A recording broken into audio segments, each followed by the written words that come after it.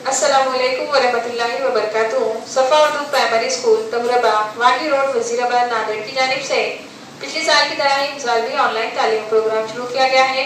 इस ऑनलाइन तर्ज तालीम के तहत आज इस वीडियो में हम जमा 4 मजमून माहौल का मुतल्ला हिस्सा अव्वल की दरसी किताब से हवा ये सबक पढ़ेंगे। पिछली वीडियो में हम इस सबक का कुछ हिस्सा पढ़ चुके हैं।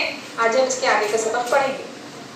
बच्चों आइए आज हम हवा आगे का सबक पढ़ेंगे। आइए ये करके देखिए। एक तश्तरी लीजिए, इसमें एक मोमबत्ती खड़ी कीजिए, तश्तरी में पानी डालिए, मोमबत्ती जलाइए। अब मोमबत्ती पर एक कांच का गिलास आंधा रखिए। आपको इससे क्या मालूम हुआ? थोड़ी ही देर बाद मोमबत्ती बुझ जाती है और गिलास के अंदर पानी की सतह बढ़ जाती है। ऐसा क्यों हुआ? हवा का एक जूस जलने में मदद देता है। वो जैसे जैसे इस्तेमाल हुआ पानी वैसे वैसे ऊपर चढ़ता गया। हवा का वो जूस जब ख़त्म हो गया तो मोमबत्ती बुझ गई। पानी का ऊपर चढ़ना रुक गया। जलने में मदद करने वाले हवा के इस जूस को ऑक्सीजन गैस कहते हैं। ज़मीन की फ़िज़ा हवा के ज़रिए बनी है। नीचे दी हुई शक्ल में दायरा यानी हवा है। इस दायरे के 5 मसावी हिस्से करें तो इनमें से एक हिस्से के मसावी ऑक्सीजन हवा में पाई जाती है। हवा में ऑक्सीजन के अलावा दूसरी गैसें भी होती है। ये दूसरी गैसें कौन सी होगी? देखिए प्यारे बच्चों, यहाँ पर दायरा बताया है। ये दायरा यानी कि हवा है। हवा के अगर हम 5 मसावी हिस्से करें तो एक हिस्सा कौन सी गैस है? ऑक्सीजन गैस है। ये हवा का एक जुज़ है और भी बहुत सारे जुज़ इस हवा में शामिल है। आगे देखिए, तनफ़ुस और एहतराक़ के लिए हवा में मौजूद ऑक्सीजन इस्तेमाल होती है।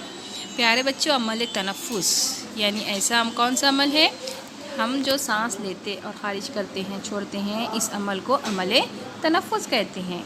और एहतराक़ के माने हैं जलना। अमल तनफ़ुस और एहतराक़ के लिए ऑक्सीजन की ज़रूरत होती है। हम ऑक्सीजन इस्तेमाल करते हैं। तनफ़ुस और एहतराक़ के अलावा आपको हवा के और कौन से इस्तेमाल मालूम है? आप जानते हैं कि सोडा वाटर में से निकलने वाली गैस कार्बन डाइऑक्साइड होती है। यही गैस कम तनासुब में हवा में भी होती है। आपने ये सीखा है कि नबातात सूरज की रोशनी, हवा और पानी से अपनी ग़िज़ा तैयार करती है। ग़िज़ा की तैयारी में नबातात हवा की कार्बन डाइऑक्साइड का इस्तेमाल करती हैं। गिलास में बर्फ़ डालने पर गिलास ठंडा होकर गिलास की बैरूनी सतह पर पानी के क़तरे जमा हो जाते हैं। यानी हवा में पानी भी गैस की शक्ल में होता है। लेकिन हवा में सबसे ज़्यादा जो गैस पाई जाती है वो नाइट्रोजन गैस है। तो देखिए प्यारे बच्चों, यहाँ दायरे में बताया है, यह दायरा क्या है? हवा है। और नीले कलर का जो हिस्सा नज़र आ रहा है वो नाइट्रोजन गैस है। तो हवा में सबसे ज़्यादा कौन सी गैस पाई जाती है? Nitrogen gas. और ऑरेंज कलर से जो दिखाया गया है वो ऑक्सीजन गैस है। येलो कलर से जो दिखाया गया है वो दीगर गैसें हैं। तो हवा में सबसे ज़्यादा कौन सी गैस पाई जाती है? Nitrogen gas. ऐसी कई गैसें हवा में पाई जाती हैं, यानी हवा कई गैसों का आमिज़ा है। यानी हवा में और भी बहुत सारी गैसें शामिल हैं। अब अगर एक दायरे की मदद से हवा को दिखाया जाए तो इसमें गैसों का तनासुब शक्ल में बताए हुए तनासुब में होगा। क्या आप जानते हैं कारखाने, सवारियों, अंगेठियों और दूसरी वजूहात की बिना पर ईंधन के जलने से धुआं निकलता है। ये धुआं भी हवा में शामिल हो जाता है।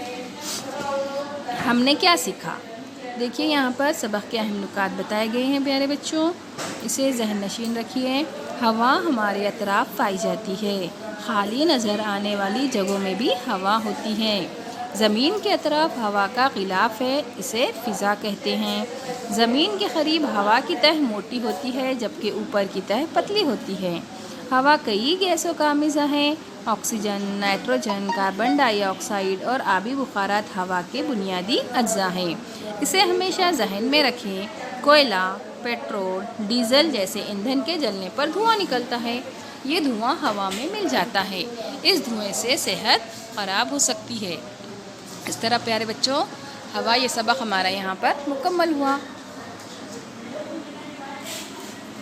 प्यारे बच्चों, इस वीडियो को बार-बार देखिए, सबक को समझने की कोशिश कीजिए।